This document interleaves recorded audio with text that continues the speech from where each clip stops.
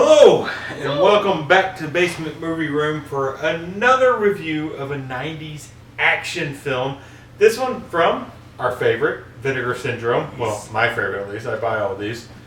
This is Whatever It Takes. I picked this one up from the Vinegar Syndrome pop-up shop in Chicago when I went to see the 35mm print of New York Ninja at the Music Box Theater. I saw this one. I've been interested in it for a while because it has Don the Dragon Wilson, who voices our favorite character, John Liu, in New York Ninja. Pretty cool little venue there, too. Yeah, right? Music Box Theater was amazing. How long are they going to be playing? Yeah, it's just that weekend. That was it? Yeah, that was it. When I went, that was it. Yep. So, if you didn't see it then, you're not seeing it in Chicago right now, at least. Yeah. So, Whatever It Takes is a 1998 film, although it feels more like a 1992 film. Starring Don the Dragon 100%. Wilson, the legendary Don the Dragon Wilson. Andrew Dice Clay in a role that, I don't know, he wasn't great in, to be honest. He should have been cast in another role. And Fred Williamson should also been cast Holly in Solano, the Italian mob leader, essentially. That's enough about that movie. There's really not much to say about this movie. Don Dragon Wilson and Andrew Dice Clay are partners in the DEA. They, at the start of the movie, they bust this drug ring, I guess. I don't know exactly how to explain it. We have like long-haired Bill Murray trying to rape a 13-year-old, and Don the Dragon Wilson can't have that, obviously. So he kind of busts up the thing, but the 13-year-old dies, and he's very depressed, but that really never comes back in the movie, to be honest. The first scene was him painting a picture. And thinking about killing himself. So, and that brought that on. Yeah. So after that, we're not into hard drugs anymore. No. We're into the steroid trade. Yes. In, I guess it was L.A. I don't know. I assume it's L.A., So, Don and Andrew Dice Clay, whose names I still don't know for the movie. Yeah. Deacon or something like that was Don Dragon Wilson's name. They're infiltrate. Don Dragon Wilson goes undercover as, like, I don't know, random rich guy, to try to get in with these steroid dealers, which, you know, I guess steroids are a problem, but doesn't feel like the DEA should be going undercover to bust steroids, really. So he goes undercover and gets in with this this muscle-bound guy who works for Fred Williamson's character, Jim. Polly Solano, Uncle Polly. Polly Solano, the least Italian man you will ever see playing an Italian. And his nephew is full-blood Italian. Yeah, pinkies. His nephew is super Italian. He cuts off his nephew's pinkies and his earlobe throughout the movie. Yeah. It's every time you see him in a new scene, he's got a new missing something. Yeah.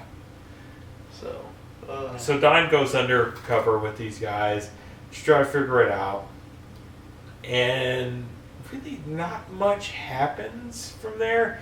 You got Andrew Dice Clay, who disappears for a large swath of the movie. Yeah. Then you got these two FBI agents following them around, listening in on what's going on in the conversations. And they're just essentially out to bust Fred Williamson's character for selling steroids. There's a whole scene with bodybuilders that is unnecessary, to be honest, in the movie. It's a bodybuilder fetish.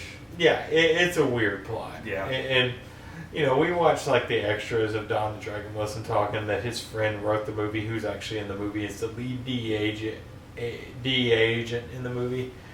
But essentially, this movie doesn't really go anywhere throughout the runtime of it. I mean, it basically says these guys are selling steroids. We need to catch them, and in the end, we technically catch them. Yeah, I mean that's kind of how it goes. And in between, they're going to throw in a bunch of Andrew Dice Clay jokes that take too long to get to, and they're not. You know, he had about one good joke. Yeah, they're not great. Out of about 20 minutes. Yeah, they're not great of his screen time. So yeah, so we slowly, very slowly, get to the point where they have Fred Williamson cornered. There's going to be this big deal for, I don't know, I can't remember, $250,000 or something like that. Or it's $1 million. $2 million. It's $2 million. Yeah. He's like, yeah. 50,000 is one thing, but $2 million. Yeah. That's a new thing. Yeah. So we get into that, he's and Williamson has the deal going. They still haven't discovered that Don Wilson is a cop in here. So this deal goes down, and of course they come to arrest Fred Williamson and his cohorts. And that all goes wrong, and we get, fights and shootouts and deadly ending, basically. So, I mean, that's kind of the movie. There's not much to the movie. I mean, it's hard to explain the plot of the movie because it doesn't really have a plot other than Don the Dragon Wilson, good guy, and Fred Williamson, bad guy. Yeah. That's kind of how it goes. Yeah, infiltrates the mob, or whatever you want to call them. Gets, P2P. They figure him out. He's undercover.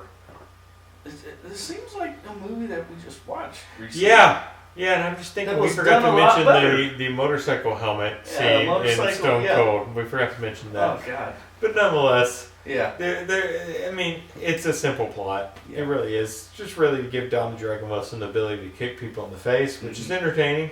I'm not going to say it's not entertaining. The bar scene where they're in the parking lot and he beats everybody. Yeah. Beats everybody up and they're all laying on the ground.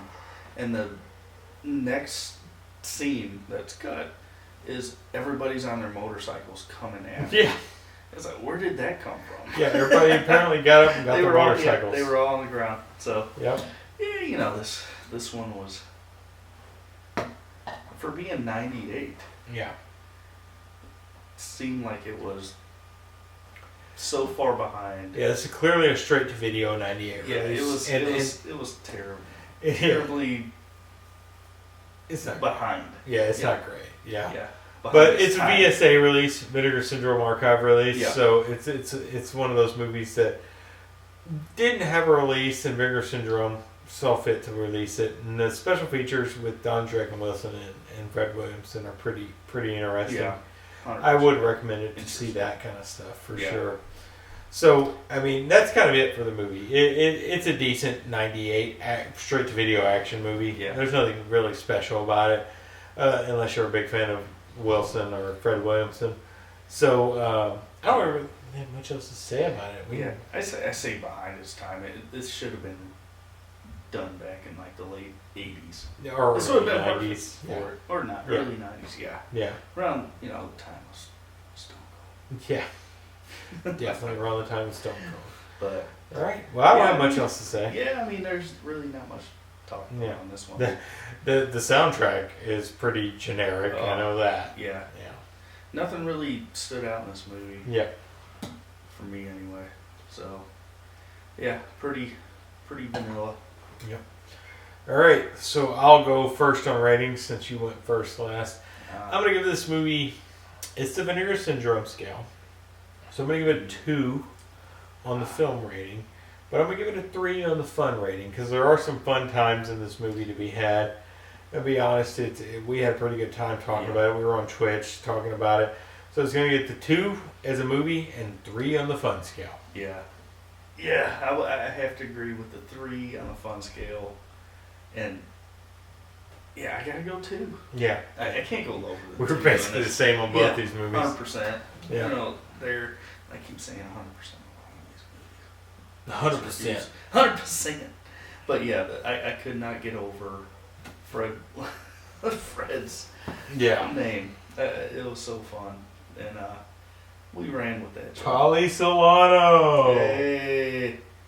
But it's a good time still. Yeah. I wouldn't recommend watching.